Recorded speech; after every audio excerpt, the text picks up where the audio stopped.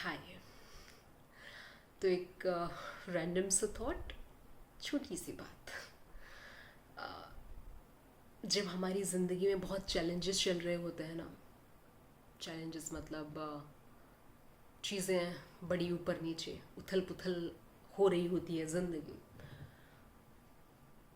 Relationships वाले area में या फिर करियर वाले एरिया में या फिर सोशल लाइफ में या फिर हमारे मेंटल हेल्थ से रिलेटेड चैलेंजेस, बहुत सारे और भी चैलेंजेस रहते हैं। तब हम भगवान से बहुत ज़्यादा जुड़ जाते हैं या प्रार्थना बहुत ज़्यादा करते हैं, ऑनेस्ट बहुत ज़्यादा रहते हैं। प्रतिपल उनका ध्यान मन में रहता है और प्रार्थना वाले मोड में हम रहते हैं। और जब ये चैलेंजेस उभरते हैं, जब ये चैलेंजेस कटते हैं, इनसे हम बाहर आते हैं, तो जिसने आपकी मदद करी है इन चैलेंजेस से बाहर आने में, आपको शक्ति प्रदान करी है, आपको बहुत हिम्मत और ताकत दी है, उसको भूलना नहीं है। एक भजन भी है ना कि दुख में सुमिरन सब करें, सुख में करे ना कोई। अ, करना है, सुख में और ज़्यादा करना है, क्योंकि सुख आया किसके कारण है? वो प्रार्थना, वो आपका हिम्मतवान होना, आपका ताकतवान होना, आपका खुद पर भरोसा रखना, भगवान पर भरोसा रखना, इन सारी चीज़ों से आप उस वक्त को पार कर पाए हैं। तो बहुत बहुत जितनी प्रार्थना आप उस दुख में कर रहे थे, उससे कहीं अधिक प्रार्थना में सुख में करनी है। इसलिए नहीं कि ये सुख बना रहे, अटैच पड़, या फिर सुख ही सुख बना रहे, इसलिए कि आपने मुझे भगवान इतनी ताकत दी कि मैं उस वक्त में हारा नहीं, हिम्मत नहीं हारा, मैंने हौसला बनाए रखा, मैंने समता बनाए रखी, मैंने धीरज बनाए रखा और मैंने उन दुखों से लड़ा। उस ताकत के लिए आपका धन्यवाद।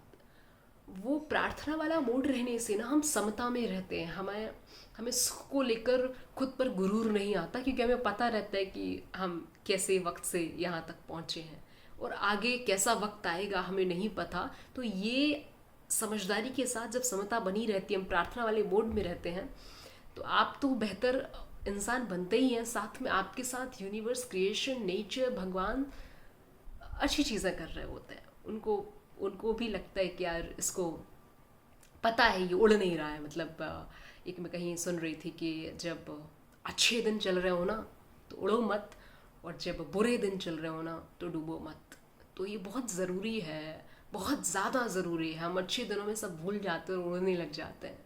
अच्छे दिन आए किसकी वजह से हैं,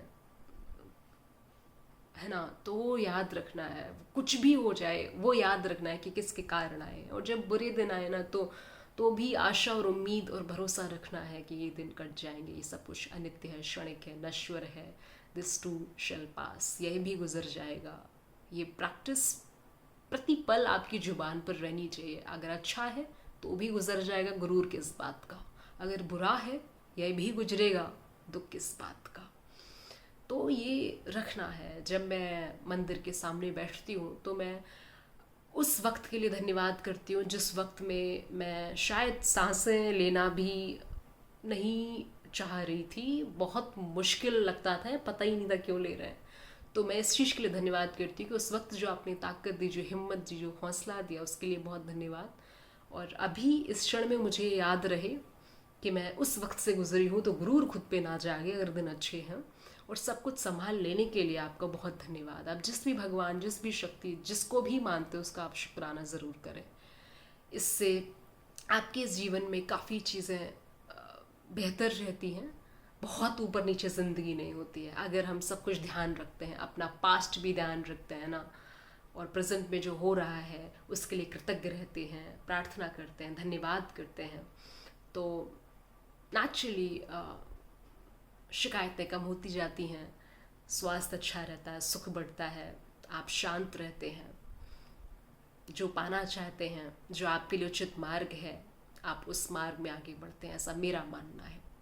आपको यूनिवर्स प्रतिपल गाइड कर रहा होता है, जो आपके लिए उचित है, जो आपके लिए हितकारी है, जिसमें आपका मंगल निहित है, उस ओर आपको लेकर के जा रहा होता है। इस भरोसे के साथ जब हम जीते हैं तो बुरे वक्त में भी हौसला मिलता है और अच्छे वक्त में भी अहम नहीं जागता है किसी चीज़ के प्रति कि मैं ही ब्रह्म हूँ, ऐसा नहीं जागता है। तो ये बहुत ज़रूरी है। मैं आज ही जब पूजा कर रही थी तो मैं हनुमान जी का बहुत धन्यवाद कर रही थी। मैं मार्च तक जिस हालत में थी मुझे ही पता है, और जिस तरीके से चीज़ों को हैंडल कर पाई या फिर चीज़ों को लड़ने की ताकत जो भगवान ने दी उसके लिए शुक्राना कर रही थी कि थैंक यू हर चीज़ संभाल लेने के लिए, और मुझे मुझे मुझे वो देने के लिए, मुझे वो खुशी, मेरी वो रिलेशनशिप्स बेहतर करने के लिए, मेरी ज़िंदगी में वो प्यार, वो सम्मान, वो सार्थकता वापस लाने के लिए या फिर उसे और देने के लिए थैंक यू। ये ज़रूरी है।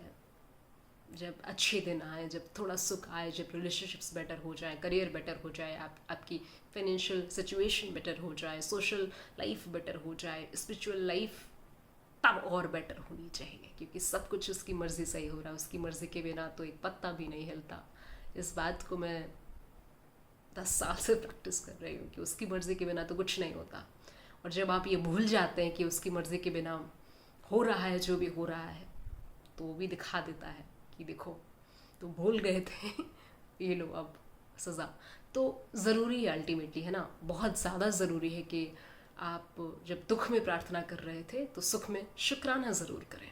इतना ही कहना है। ये मोरल ऑफ द स्टोरी है। एक लाइन में अगर सम अप करें तो अगर दुख में फरियाद कर रहे हैं, दुख में उसको याद कर रहे हैं, तो जब सुख आए, जब सब कुछ सहज हो जाए जीवन में, तो उसका प्रतिपल और ज़्यादा शुक्राना करें। वक्त का शुक्राना करें, ज़िंदगी का शुक्राना करें, और ख़ुद का भी शुक्राना करें कि आपने गिव अप नहीं किया, आपने मार्ग नहीं बदला, आप अडिग रहे, भगवान ने आपको दुखों से लड़ने की ताकत दी।